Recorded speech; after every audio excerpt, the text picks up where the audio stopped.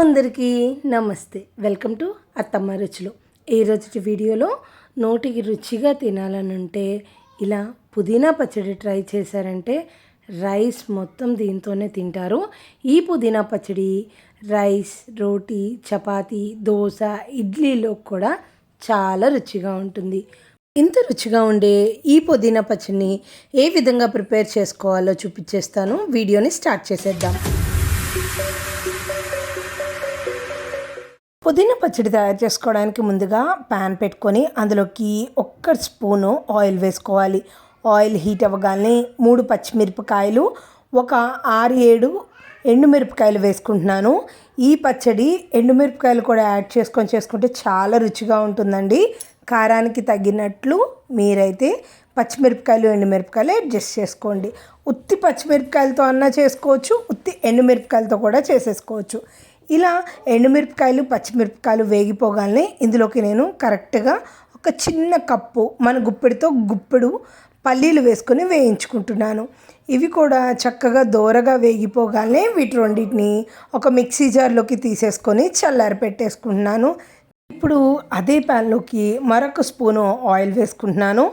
Oil కాస్త heat అవ్వగానే ఇందులోకి 1 టీ స్పూను ధనియాలు, 1/2 టీ స్పూన్ జీలకర్ర వేసుకొని 1/2 నిమిషం పాటు వేయించుకుంటున్నాను.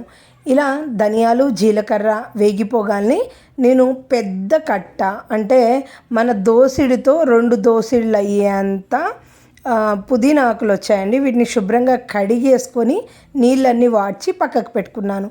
ఇప్పుడు ఆ పుదీనా ఆకును కూడా వేసేసుకొని సిమ్లో పెట్టుకొని మనం కలుపుకుంటూ ఫ్రై చేసుకోవాలి. ఈ పుదీనాలో అసలు తడేమీ లేకపోతే ఈ పచ్చడి మనకి 1 వీక్ వరకు నిల్వ ఉంటుందండి. బయటే చాలా రుచిగా ఉంటుంది.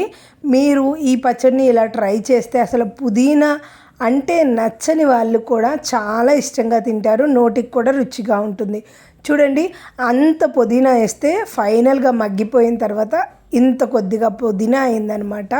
ఇప్పుడు ఈ పుదీనా కూడా వేగిపోయిన దాన్ని ముందుగానే మిక్సీ జార్లోకి తీసేసుకొని పక్కకు పెట్టుకొని చల్లారనివ్వాలి. ఇప్పుడు అదే ప్యాన్లోకి 1 టీ స్పూన్ ఆయిల్ వేసుకోవాలి.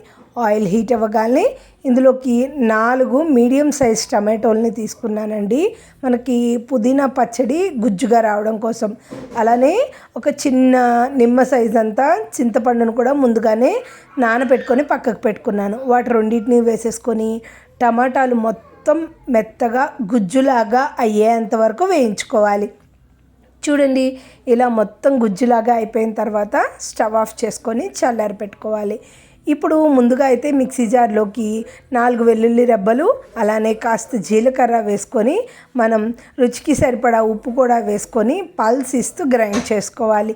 ఒకటేసారి మెత్తగా మీరు అలా మిక్సీ ఆన్ చేసి ఉంటే మెత్తగా పేస్ట్ లాగా అయిపోతుందండి. దానికన్నా మీరు ఇలా చేసుకుంటే పచ్చడి చాలా రుచిగా ఉంటుంది. ఇలా బరకగా నలగ్గాల్ని ఇందులోకి నేను ముందుగా ఉడకపెట్టి పక్కకు పెట్టుకున్న టమాటా కూడా వేసుకొని ఇలా ఆన్ అండ్ ఆఫ్ చేస్తూ పచ్చడిని రుబ్బుకుంటున్నాను. చూసారా, చాలా సింపుల్గా ఈ పచ్చడిని తయారు చేసుకోవచ్చు. ఇలా చక్కగా అయిపోగాల్ని ఒక్కసారి మీరు తీసి చూస్తే చూసారా, మనకి రోట్లో చేసుకున్నట్లే తొక్కలుగా ఉండి చూడ్డానికి కూడా బాగుంది కదా అండి.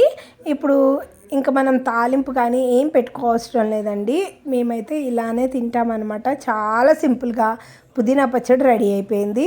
మీరు కావాలి అంటే తాలింపు కూడా వేసుకోవచ్చు, ఇంకా రుచిగా ఉంటుంది. ఇక వేడి అన్నంలో కానీ దోశ, ఇడ్లీలోకి, చపాతీల్లోకి అదిరిపోయే పచ్చడి రెడీ అయిపోయినట్లే.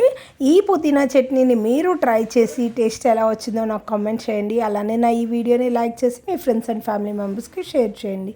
నా ఛానల్ని సబ్స్క్రైబ్ చేసి పక్కనే ఉన్న గంట సింబల్ని నొక్కడం మర్చిపోకండి. Thank you for watching.